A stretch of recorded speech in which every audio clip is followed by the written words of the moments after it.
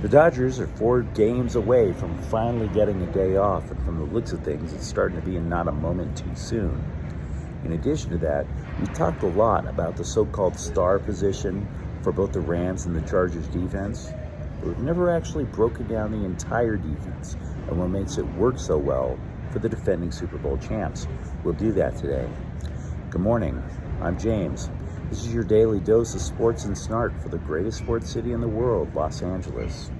This is Faithful Angelenos. It's been an overnight layover at the Denver International Airport. Ick. Well, we'll muddle through this with a minimum of frills. Now, if you like the content we've been putting out for the last 3 months, clickety-clack the like button. Clickety-clack the subscribe button. There's a notifications bell. You should hit that. Because we put out new videos between 9 and 10 a.m. every day to let you know it's there. Sharing is caring. Let people know we exist. And yes, by all means, comment.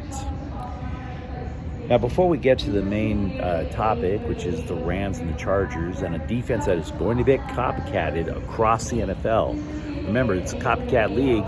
They copy success. The Rams are the Super Bowl champs. We'll get to the scoreboard news and notes.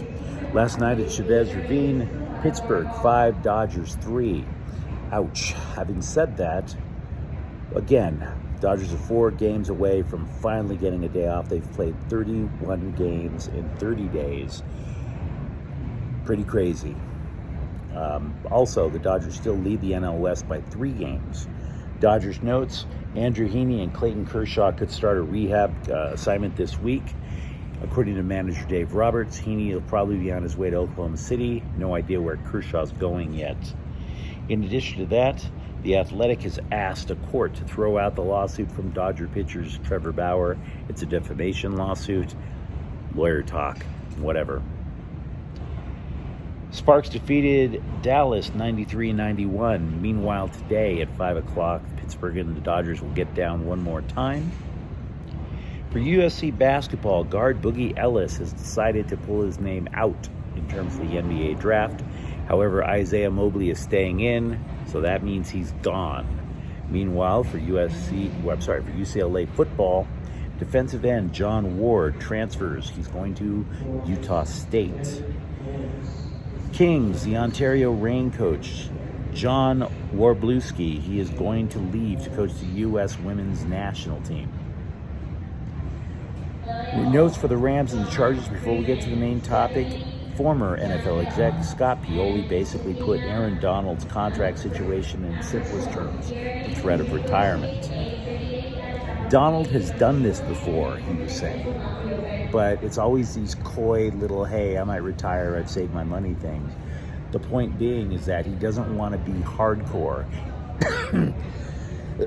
He'd rather be passive-aggressive and be coy about it instead of calling the Rams names, instead of insulting Sean McVay and Les Snead. So I still think the deal's going to get done because the Rams aren't stupid. They know damn well what it means to them if they lose Aaron Donald. A few weeks ago, I listed Rams undrafted free agents that I thought had a shot of making the team. A website that follows the Chargers gave 3 undrafted free agents for the Chargers a shot at making the team. It makes sense. Kevin Marks Jr., he is a running back. Chargers want to find backup for Austin Eckler. Tight end Eric Krommenhoek, because the tight end position is a little weak. And edge rusher Ty Shelby, because let's face it, if either Joey Bosa or Khalil Mack get injured and they don't have a substitute, that's a wrap. Now I want to climb back into the old time machine to 2018. The Rams at that point, Sean McVay was new. They were racking up yards and points all over the place. And then one night in Chicago, the wheels fell off. Final score, Chicago 15, Rams 6. Now me, I was sitting there thinking, well, maybe this happened because, of course, off game. Jared Goff's in the cold. Maybe he's not getting good grip. Sean McVay thought completely differently because he believed he was out-schemed. Humble enough to admit when he was out-schemed. And it always stuck in his craw because the Patriots did something similar in the Super Bowl that year. So when defensive coordinator Wade Phillips retired, he was sitting there saying to himself, no, I want to find out what the hell happened those 2 nights.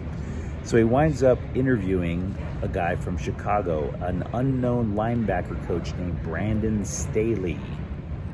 Ring a bell, Charger fans? So the Athletic broke down what the Rams' base defense is, and it surprised me. It surprised me because it's a cover 6. Why? Because the Raiders at that point were trying cover 6 as well with their defensive coordinator, Paul Guenther. Here's the problem. The Raiders couldn't figure it out. For 3 years, the Raiders' defense was terrible, and they eventually got rid of Guenther. Here's what the cover 6 is. The cover 6 does a couple of things. It takes 2 safeties, puts them in the back. The reason they want to limit the threat of a deep ball, they want the quarterback to start dinking and dunking down the field. The second thing that they do is the defense will split the field in half, left and right.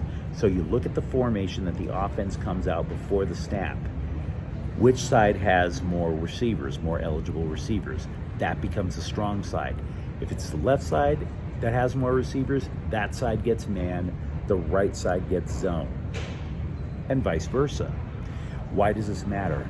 Because it makes the quarterback think a lot before the snap. He has to guess. Is it man? Is it cover 2? Is it cover 4? Cover 6? Don't know.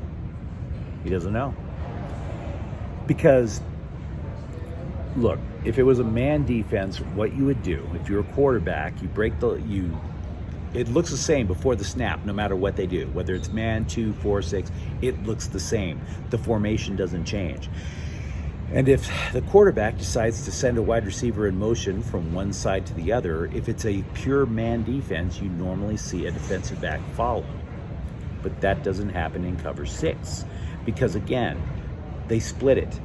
And all the defense has to do is communicate, hey, that side's the strong side now. The receiver went in motion. And now that side gets man and the other side gets zone. See what I mean? So, it's a hybrid defense. Now you might sit there and go, James, you've talked a lot about pass coverage. Didn't the Rams run the ball a lot? How did that get stopped? You're exactly right. The Bears put 6 men on the line of scrimmage, and they challenged the Rams to beat them. But in addition to that, the defensive linemen, they had to use particular technique. They didn't take on the offensive linemen one-on-one. They didn't try to shoot the gaps like between the center and the guard. They did both, a hybrid. In other words, what their job was to do was not to beat the offensive line, but to clog the offensive line by kind of like going in between, just making a mess of things. What does that do? It makes the running back have to think instead of hitting a hole. He goes, he sees there's no hole. So now he has to usually bump it to the outside. That time delay usually gives the linebackers and the defensive backs enough time to read that the play is running. And then they go up and they make the play. This matters a lot to the Chargers. If you're a Charger fan, you might remember, wait a second, didn't we get our butts kicked in the running game?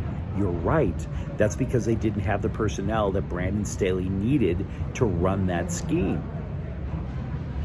They weren't well versed in just clogging an offensive line. They were always taught to beat an offensive line.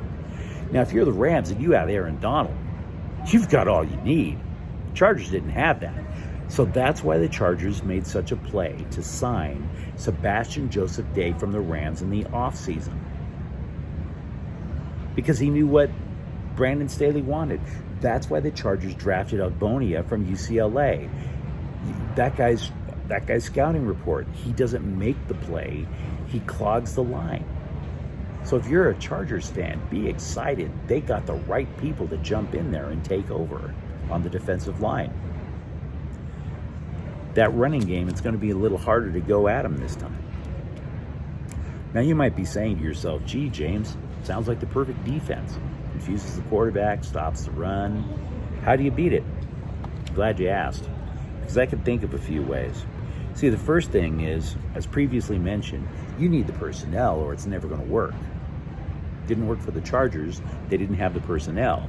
Didn't work for the Raiders. The Raiders personnel couldn't figure it out. That's a problem. So a lot of these teams are going to try to run this defense, and they're going to fail.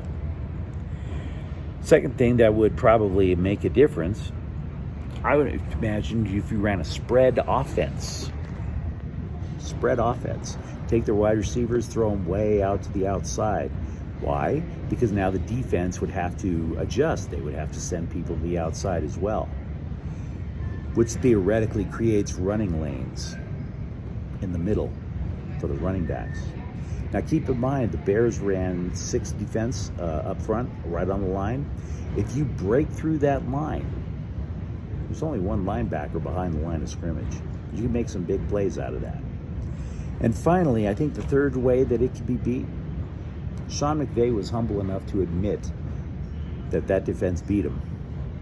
But do you really think that guy just sat on his laurels and didn't figure out a way at some point to beat that defense?